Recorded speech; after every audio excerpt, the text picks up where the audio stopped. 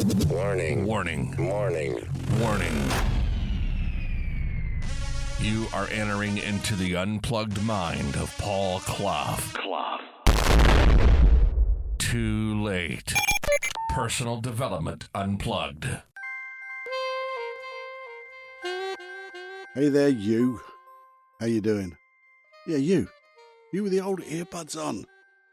Welcome to another episode of the Personal Development Unplugged podcast. And today, we're going to cut through even more fluff.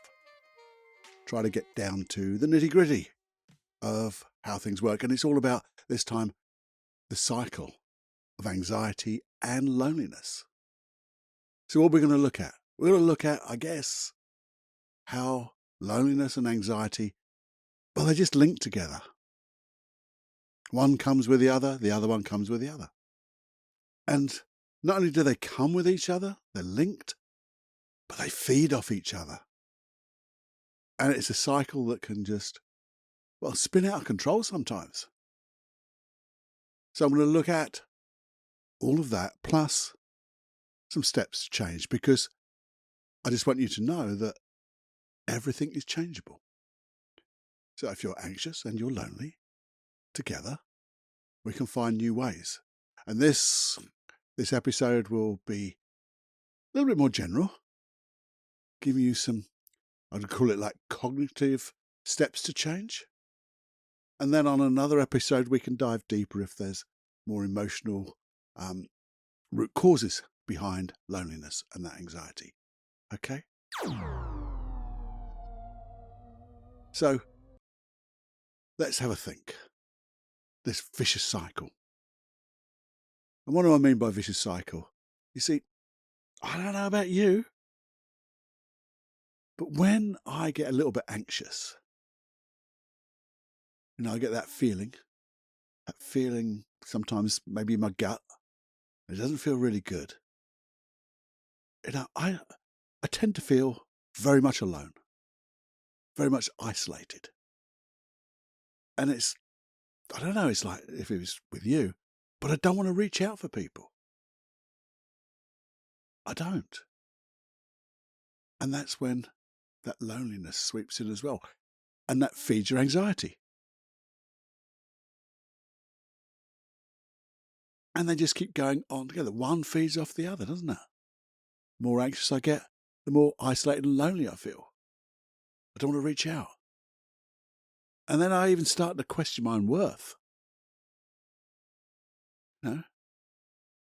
What about me?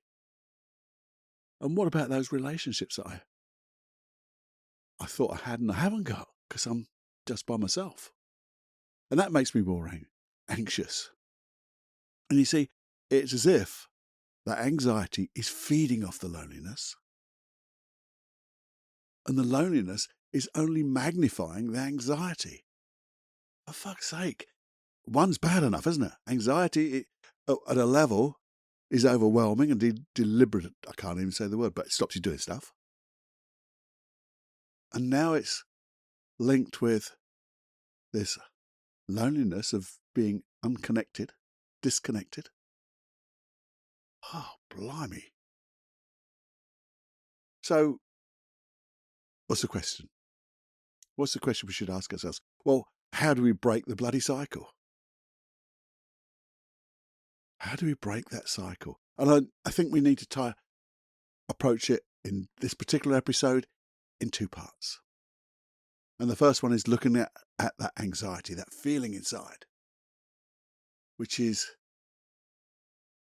in some ways turning you into a state of isolation, your isolated state. And it's as if your anxiety grows louder, doesn't it? It starts to just intensify itself. And before we get too isolated, there's such an easy step to make. And all we have to do is a very, very small step. Because you know me, we don't want to do the big steps. Because if you try a big step, what happens? I'll tell you the little metaphor I use. is if you're trying to cross a stream. You're on one side and you're in this anxious state or any emotional state, and you want to change. You want to jump to the other side of the stream. Well, if it's too bloody big, or you find some stepping stones and they're too far apart, what happens? We try to jump and we get fucking wet in all the everything which we're trying to miss out on. But if we can just find small steps that allow us to cross that stream, and you find as you do one small step, and the next step might be a little bit bigger, but you're more confident.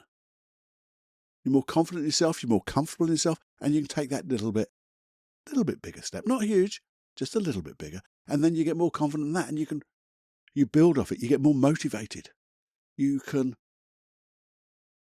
just connect with all your energy, your motivation. And then the next one, and the next one, and the next one, and it gets bigger and bigger.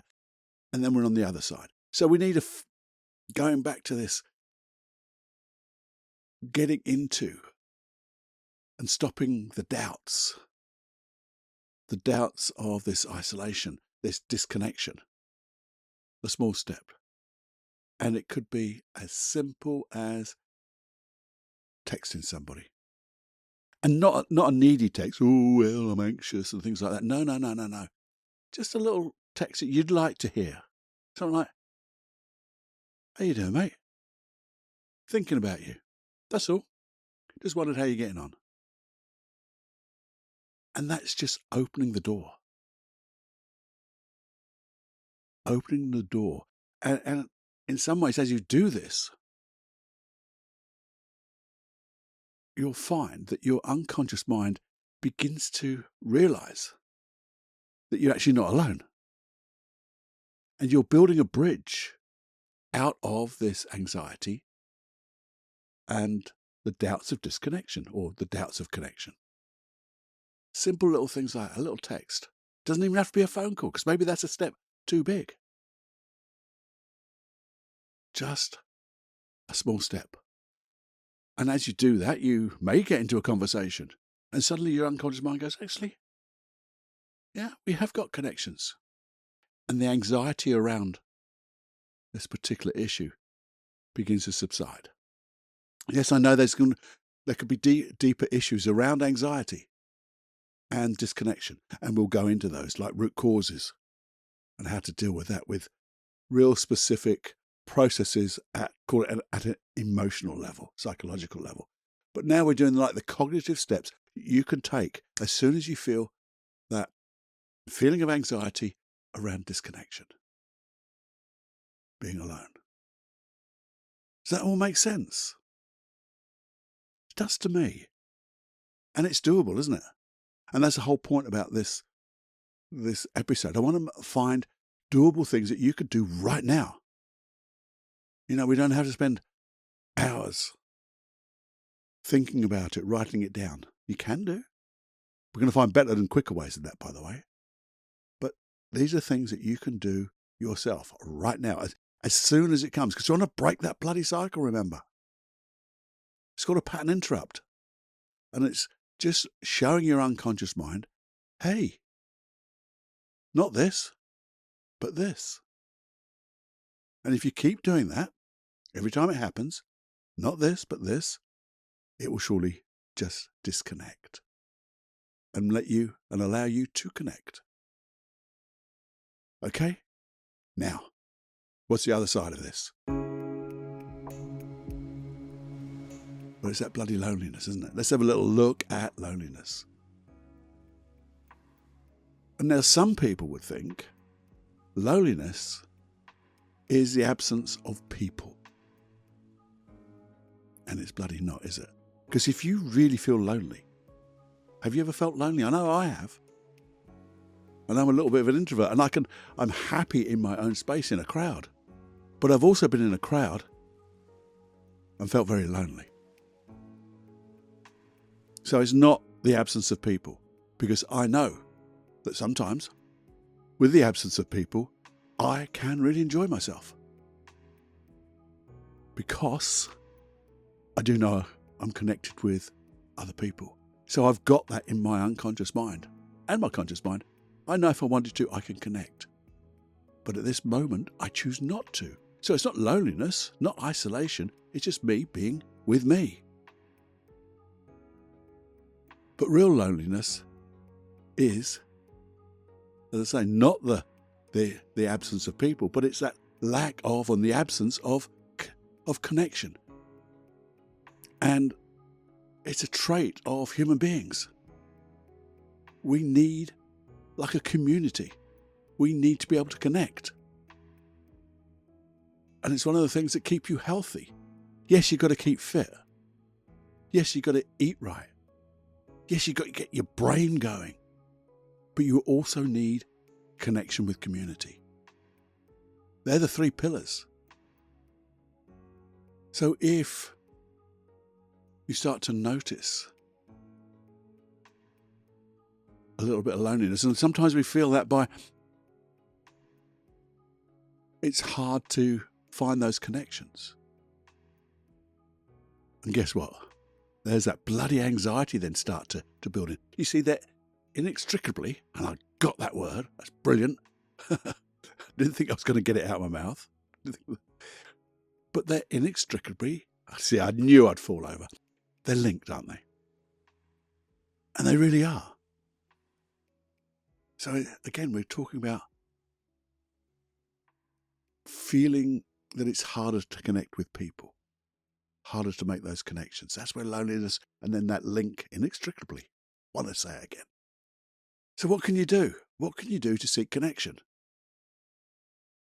Because again, once you start seeking connection, the anxiety will fall and you're showing that you are connected. You're building bridges out of this. You're breaking the cycle.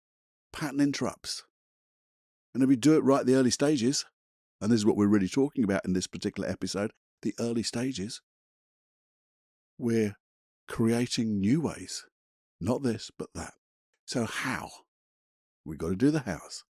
How can we do that? How can we seek connection? And again, no big jumps. No big jumps to being totally vulnerable and going to find someone and talk and you've never spoken to before and you're going to layer out your whole life and all. No. That's both vulnerable but also bloody needy. And people don't like needy people. They don't need them. But things like, and again, think of small steps, but those steps get a little bit bigger with each step you take because like that stream, you get more confident, you get more comfortable. And that's what it's all about, being comfortable in yourself. Because then you're choosing either not to be around people or choosing to be with people because you're connected. And you understand that connection. So what could you do? What could you do? Well, go to a coffee shop. Why don't I drink coffee, Paul? Well, drink something else. Drink a cup of tea. Do something, a cold whatever. But you can. So go and sit in a coffee shop for a little while. Maybe read a book, do some work, whatever it is to get you into a coffee shop. And just say a few words to that barista. Like, thanks so much. It really is a lovely cup of coffee. Or, how's your day? Thanks for this. How's your day? And mean it. Don't fob it. Don't pretend. Because it is. They're doing you a lovely service. They made you a lovely cup of coffee. Thank you so much. Oh, I love that. I love that. That design you did with the milk. I wish I could do that. That's a first little step. Or maybe, even simpler than that, if you see somebody as you're walking by, you just smile. You've seen it before. People have done it to you. They smile. And that's bloody infectious, isn't it? Because you can't help but smile back. Make sure they're not weird. But you know what I mean. You see someone who just walking by and you just smile. Hi there. Walk past. Especially if they're in your own community. You see somebody a few times and you haven't spoken, so they're okay. You just walk past, smile and say, hi there, how's your day? And that's it. That little bit of connection. Because each one of these will get a little bit deeper, a little bit bigger. And the thing is, even like just saying thanks with a smile and smiling at people and asking them, hey, good to see you, walking on. They both just feel good. If it does nothing at all, they just feel good for yourself. But they also give, I know they give a good feeling to those people who receive that. And if you're going to ask that question, if you do ask a question of somebody, how's your weekend go? Maybe it's a colleague at work. Maybe it's just someone you're next door and you do know them, like a neighbour, someone in your community. You might just say, how was your weekend? How did it go? Because you're not asking them, are they all right? You're asking them an open-ended question. How'd your weekend go? And listen. Because if you really listen, you are doing them the ultimate service of paying attention to them. And everyone likes to have attention paid to them. And it's just a little step. You don't have to go into in-depth of everything about them. Just that's a start. And we have to start small and then get incrementally bigger. I am using such long words here. Now, you could then, as you get incremental bigger, see, I fell over again, incrementally bigger, you might want to, say, volunteer for something. So you can go in and you can go out. Or maybe, and I love this one, as these steps get bigger, you might think of, well, I love cooking. I'm going to take a cookery class. Or I love learning a language, so I'm going to take a language class. Or I love drawing, art. I'm going to take an art class. I love reading. I'm going to join a reading group. Because one thing you'll find is people in there, if you love doing these type of things and you'd like to learn to do them better, they're lovely people because they have the same interests as you. And at worst, if you would say you love cooking and you wanted to go to a cookery class, at worst, if you don't find connection there, just by chance, and you will, you come out with more skills of the things you want to do anyway. And they'll lead you to be more interesting and interested. It just grows that way, and you're breaking the cycle. And these are lovely things to do. Absolutely lovely things to do. So, let's put it all together.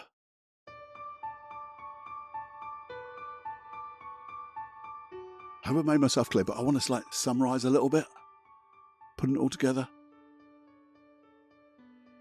If you begin to feel anxiety hitting you a little bit, just building up a little bit, step in straight away, break the habit, because you know it's going to feed off something else and start something else. There's that inextricable link. There's small tips like a text to somebody. How you doing, my man? How you doing, girl? Hey.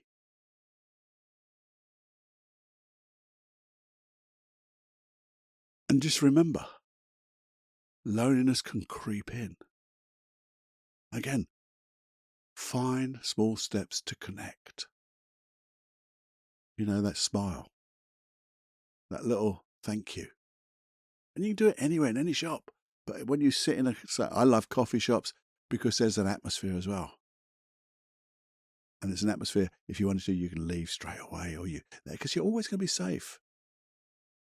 And I'm going to tell you this now, what I haven't said.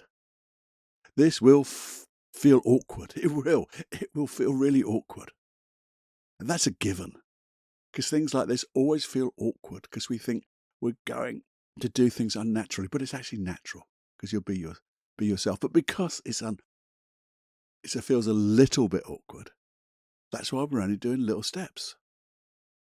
And when you start making those little steps, and as I say, you start showing your unconscious mind that you're not isolated. And you start showing your unconscious mind that you do have connections. Just in those small, small steps, you start getting those synaptic gaps firing and wiring together. And then you'll notice I haven't got into, well, let's start visualizing yourself doing this and that, because this isn't the episode for that. This is to get you into a mindset, as it were. Because I'm speaking to you and your unconscious mind, the both of every one of you, of how we can start. Yeah, there might be things going on at a deeper level, and we will approach those. We've got processes that will just smash them out of the way, out of the water. But I want you to know, these are the things that you can start to do right now. And the thing about this is, and this is like my final thought, I guess, this is all about intention. Because with intention, anything can be changed. And your unconscious mind has a positive intention to protect you. And it's doing this anxiety, loneliness thing in a way of protecting you. But you see, because it doesn't feel good, we now know that it's now no longer working. We have this blooming thing just coming together. And because it's not working, we can change. And how do we know it's not working? Because the feelings aren't good. You know, anxiety is there to get you to do something. Loneliness is there to, in some ways, to remind you of connection, but it's doing the exact opposite at the moment. So you've got this conflict going on. It's a direct conflict. And we're just educating your unconscious mind that it can change. And you've got that wonderful intention to keep you this way. We just want to say, well, what you're doing for me is now no longer appropriate. It was appropriate back then, way back then, but now look, it's no longer appropriate anymore. Let's find a better way. And to do that, how do you find a better way? You stay curious. You ask wonderful questions. You know, how can I find connection? How can I connect with somebody? How can I go and smile at somebody? How can I build bridges? What is the smallest step I can take that will allow me to begin to feel more comfortable? And you see, when you get curious like that, but the thing is not just a case of being curious and asking yourself questions. You have to take action. You have to take action on this. They're the first 2 keys of the 5 keys to success. And you'll find I've done at least 2 episodes on that. And I know there's a hypnosis track on that, on the free hypnosis, complimentary hypnosis tracks I do. Tell you where you get them in a minute. The first 2 keys. One is know your outcome. So that's that intention, what you intend to have happen. And the second key is take outstanding, intuitive, constant action. Now, I really hope this has resonated with you. And if it has, I'd love you to share it with somebody. And because the thing is, we say, we never know what's behind. I know from my point of view, my personal point of view, if when I felt lonely and anxious, would I talk to somebody? Would I tell them? No, of course I bloody wouldn't. And that was like that anxiety feeding the loneliness feeding the anxiety. Just made it worse. And when people ask, how you doing, Paul? How you doing, Cluffy? I'm fine. I wouldn't say anything. But if they just said, and this is why I share a lot of things, hey, this is interesting, have a listen. I've done what it is. This is really interesting, have a listen. They might just let it seep in. Just go through their little barrier that they've put up. And in that way, it will resonate within them. They will take the tiny steps. And you'll have done such a wonderful thing. So if it does resonate with you, and you never know, the thing about this is, you might say to yourself, well, look, actually, Cluffy, I'm not really anxious and lonely. I'm not saying it will happen, but if it was to happen in the future, something happened and you were to start to feel that, you've now got some steps, even if you go, well, what was that thing I shared? Let me listen to it again. Because I know you probably wouldn't need to do that because you've been taking notes on this all the way through, I know. But there you go, just in case. So if, as I say, if you could share that, it would be lovely. And I think it'll make a difference to people, giving them cognitive steps. And I'm into now cognitive steps and unconscious change as well. In part 2 of this, and it probably won't come out exactly 1 week later, but it will come out within a couple of weeks. Part 2 will go into this loneliness and anxiety link a little deeper, and finding ways where we can get your unconscious mind to learn from its root cause of creating this and how to change. And then we'll get to the visualization and the processes and things like that. So that's something to look forward to, I hope. Well, I'm going to look forward to it. So enjoy, because it's nearly time to fly. Just before we fly, before I say, or just after I say it's time to fly, I'll put in that thing about the hypnosis. That complementary I'll say that again. Those complementary hypnosis tracks that you can download, keep forever. Okay? So look for that. Have a little listen. Only lasts 90 seconds. And it starts something like the 90 seconds of hypnosis. So there you know it's happening with a bong at the beginning. So have more fun than you can stand. Know that anything can be changed. Just with intentions, positive intentions and curiosity. Oh, and that action. So with that, taking action to subscribe, because you won't know, but you do know. But if you did know, and you don't know, but if you did, subscribing to this podcast will make such a difference. It will make a difference. It just allows more people to find it easier and quicker. And I'm sure that's what we want for everybody, don't we? To find change easier, quicker, and be comfortable in this world. So have more comfort than you can stand with joy. Okay. So it's time to fly. Get ready for those 90 seconds of hypnosis. There you go. Bye now. So, the 90 seconds of hypnosis tracks. Why have I put hypnosis tracks on a separate website? Well, it's so simple really. I wanted you to have them all in one place so you can look through them all. You can find the particular one you want.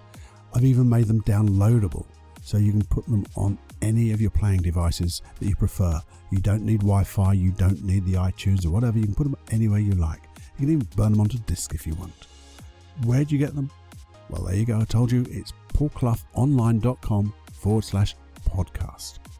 If you're worried about your email address, please don't be, because they stay totally safe with me. I only use them to send you out that email and give you access. Simple as that. I send you a link, a special link, so you and only you can access those hypnosis tracks, because I want them just for you. And the other thing about this is you've taken responsibility. I don't want to make these open to everyone, just random. You have taken responsibility to listen and be part of this community of personal development. And I want to help you. I want to help you personally to get your dreams, your goals. And therefore, I'm giving you these tools, these protocols, these paradigms, whatever you want to call them, but in deep hypnosis. So just enjoy. Have more fun than you can stand with hypnosis.